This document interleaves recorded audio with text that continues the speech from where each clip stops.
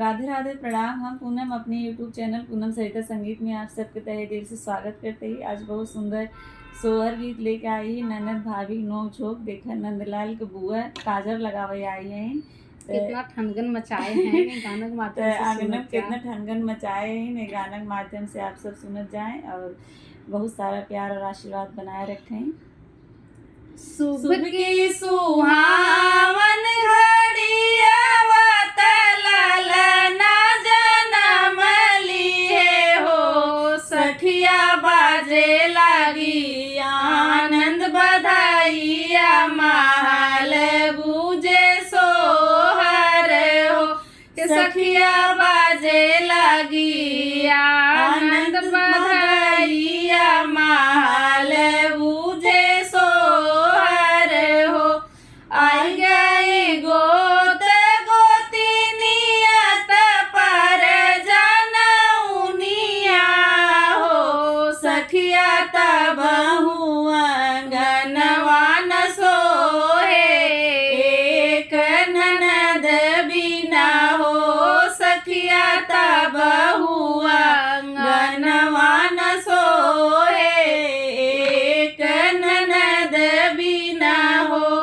तू ही मोरे पियवा से पियवा तू ही सिर साहेब हो पियवा हाली से डोलिया फनावा ननद आनी लावा हो पियवा हाली से डोलिया फनावा ननद आनी लावा हो।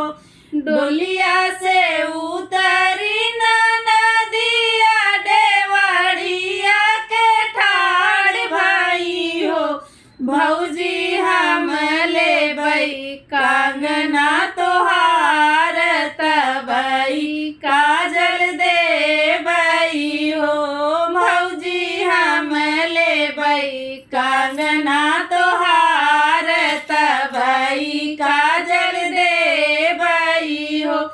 बैठे ननद जी पलंगिया पियाऊ जुड़ पानी हो ननदी भैया भतीजवा तोहार नौज काजर लागई हो ननदी भैया भतीजवा तोहार नौज काजर लागई हो।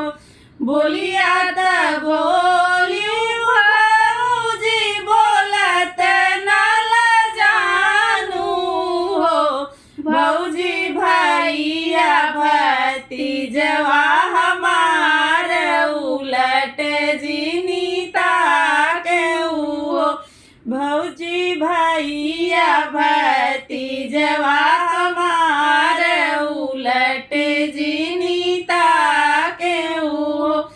इतनी बचन सुनी भौजी ननद पैया लागई हो ननदी ले इला कंगन संग हार ललन नाही देबई हो भौजी ले इला कंगन संग हार ललन नाही देबई हो। बनरा